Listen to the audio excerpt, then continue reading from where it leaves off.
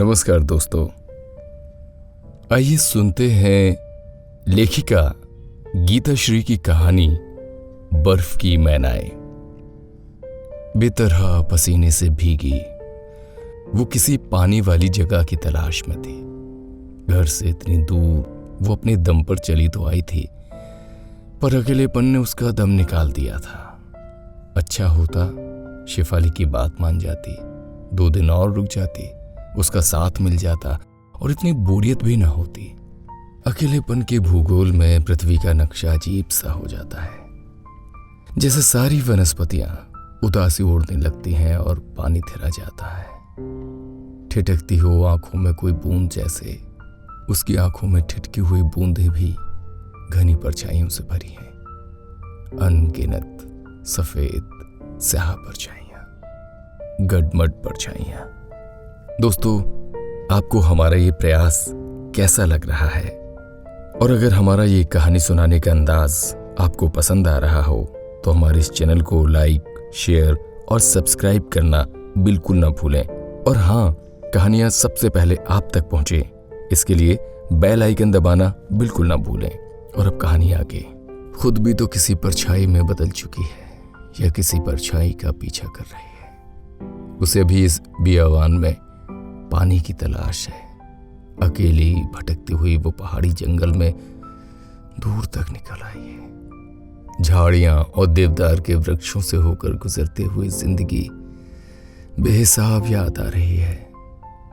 और जितना सोचती है प्यास उतनी बढ़ती जा रही है। कंठ सूख रहा है। पानी की बोतल लाना भूल गई थी। इन दिनों कहाँ होश, मन ठिकाने नहीं, तन कहाँ ठिकाने रहता। गेस्ट हाउस से निकलते वक्त कहाँ होश था कि बैग उठा ले। आसपास भटकने का मन था और उसके बेकाबू पैर कहाँ ले आए थे नहीं मालूम। थकान नहीं थी, बस एक प्यास थी जो कंठ को लगी थी, जिस्म जैसे जुदा था उस प्यास से। घोड़ा वाला उसके साथ दूर तक जाने के मूड में था, पर वो नितांत अकेले और तन्हा भटकना चाहती थी। सबको छोड़कर ही तो आई थी। इस वक्त किसी का साथ नहीं चाहिए, बस प्यास बुझ जाए तो जंगल को जी लेगी कुछ पल। वो पहाड़ की सबसे ऊंची चोटी पर खड़ी थी। सामने दूर गोल्फ का मैदान जैसा कुछ दिख रहा था, मनुष्य विहीन। उसने नीचे घाटी की तरफ नजर दौड़ाई। कुछ कच्चे पक्के मकान नजर आ रहे थे। इस ऊंचाई पर पानी कहां से लाए? उसने घाटी का मुआयना करना शुरू किया। दूर गहराई में कुछ चमक रहा था। घाटी में धूप पसरी हुई थी, बस देवदार के घने पेड़ों के साए से धूप दूर थी। कुछ पल के लिए तो उसे कोफ्त हुई।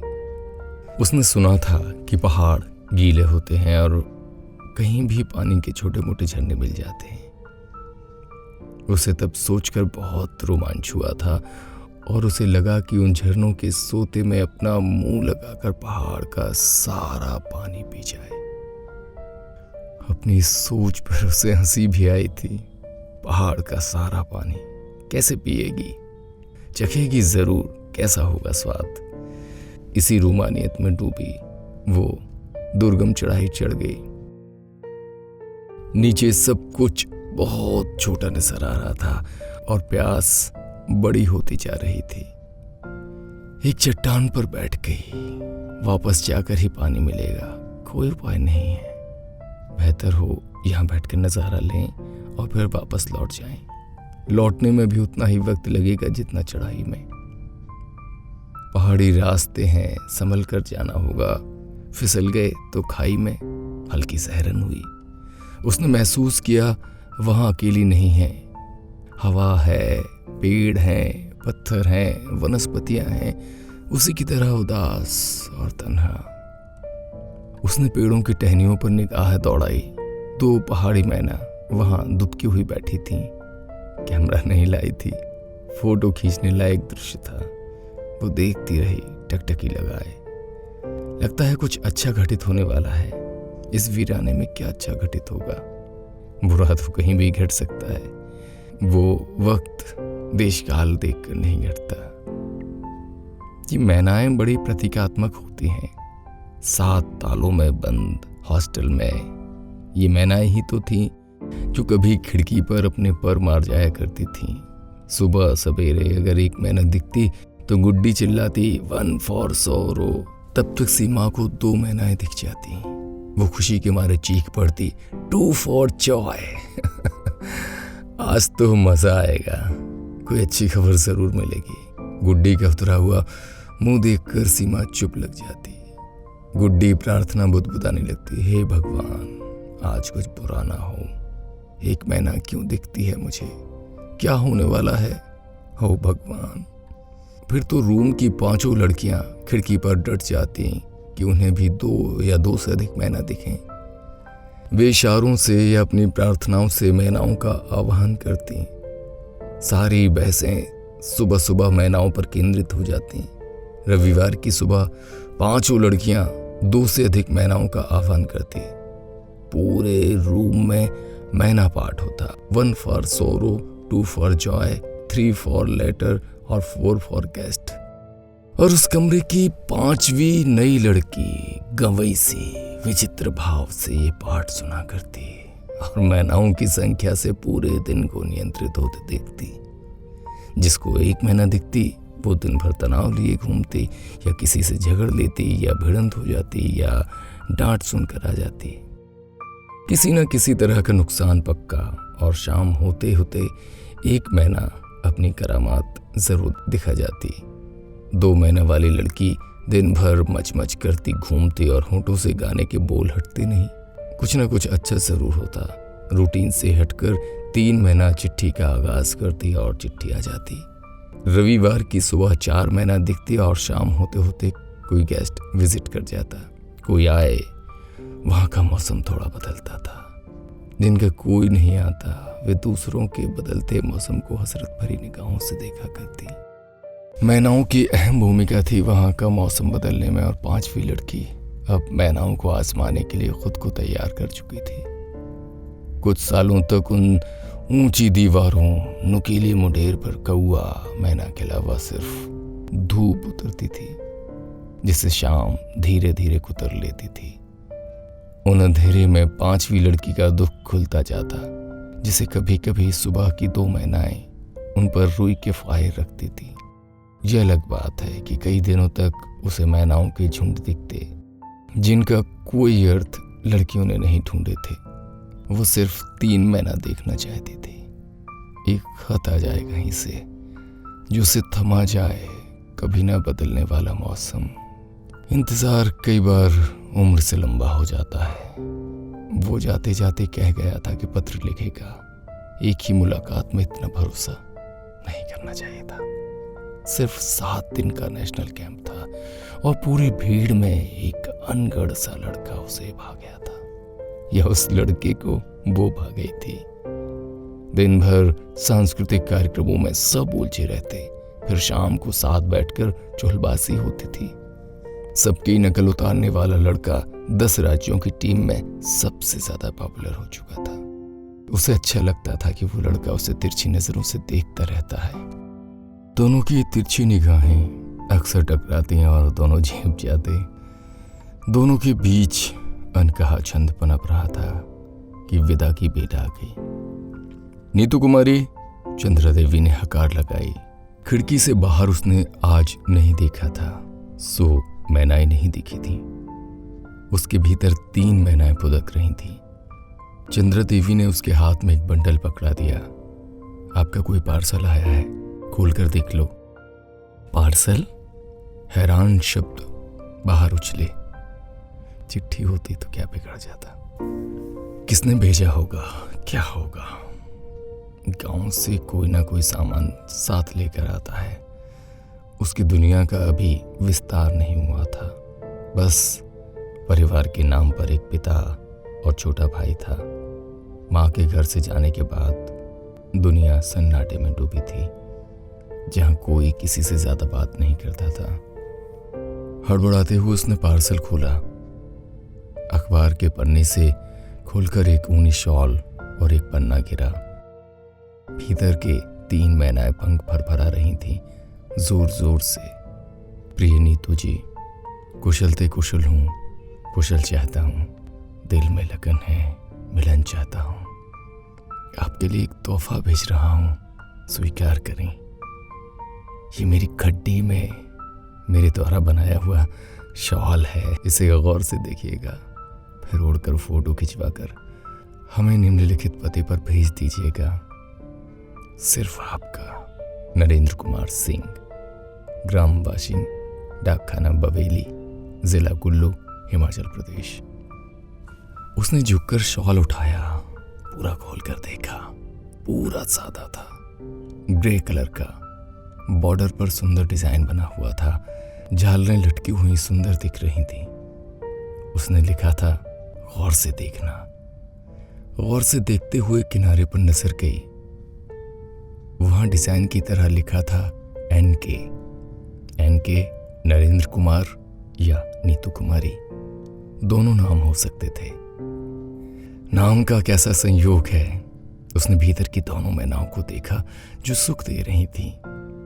तीसरी चिट्ठी थमाकर ओझल हो गई थी। अरे, आप अकेले यहाँ क्या कर रही हैं? उसकी सुधि लौटी। कौन उसे इस वीराने में आवाज दे रहा है? कौन उसे 20 साल पुराने अतीत से बाहर ला रहा है? लेकिन ध्यान अवस्था खत्म हो चुकी थी और मन की मैनाएं झाड़ियों में दुबकी हुई थी। नीतू ने चारों तरफ देखा। वो ठीक उसके पीछे खड़ा था। आप? जी, मैं इधर ही जंगल में रहता हूँ। ट्रेकिंग वालों के लिए कैंप का कारोबार है हमारा। इधर सामान टूरिस्ट नहीं आते। क्या पानी मिलेगा?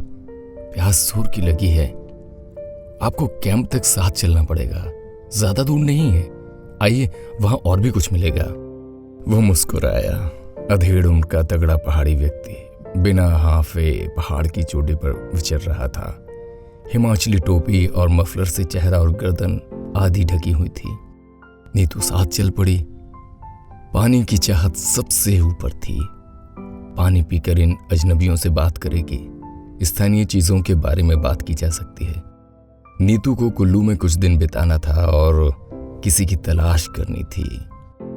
वो उसके पीछे पीछे हो ली। पगडंडियों पर पड़ी सूखी लकड़ियों के चरमराने की आवाज आ रही थी। पानी की अदृश्य उपस्थिति भी कलकल कर रही थी। प्यास जब बढ़ती है तो कहीं भी खींच ले जाती है।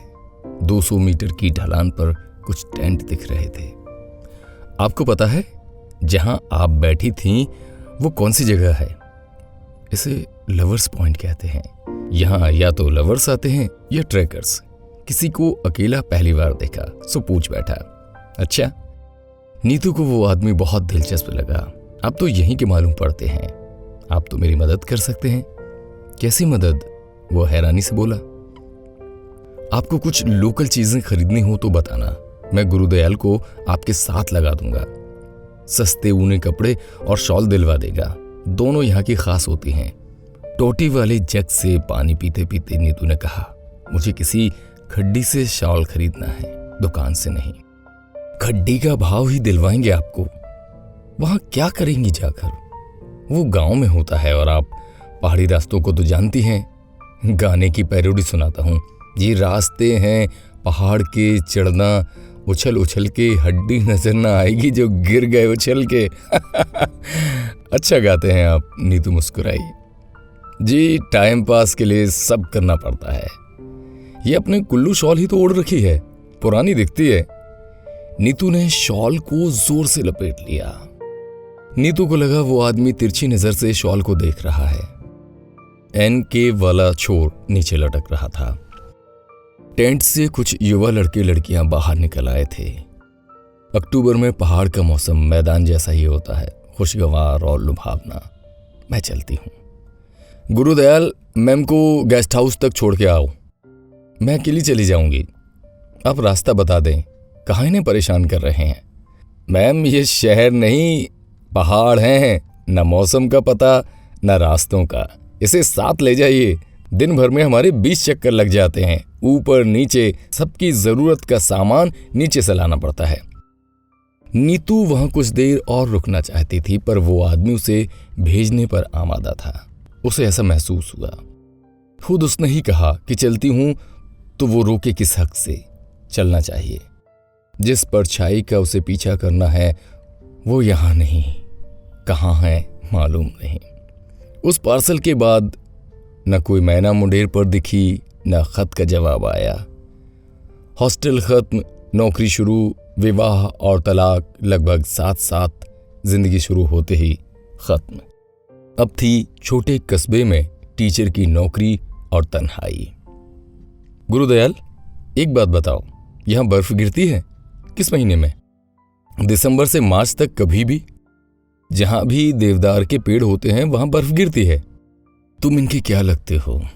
वे मेरे पिता हैं। गेस्ट हाउस दिखने लगा था। नीतू ने अपनी देह से शॉल उतारी। सुनो, मेरा एक काम करोगे क्या? यहां तक पहुंचाने के लिए शुक्रिया। तुम्हें देने के लिए मेरे पास और कुछ नहीं है। ये शॉल रख लो, अपने पिता को दे देना। एक अजनबी की तरफ से प्यास बुझाने की कीमत है। गुरुदयाल अनमनेपन से शॉल लेकर लौट गया। नीतू को लगा देवदार बर्फ से ढक गए हैं। एक अकेली दुबकी हुई मैना वहां जम गई है। तो कैसी लगी आपको ये कहानी? अगर पसंद आई हो तो हमारे इस चैनल को लाइक, शेयर और सब्सक्राइब करना बिल्कुल ना भूलें। और हाँ, कहानी सबसे पहले आप तक पहुंचे इसके लिए बेल आइकन दबाना बिल्कुल ना भूलें। अपना खूब ध्यान रखें। नमस्कार।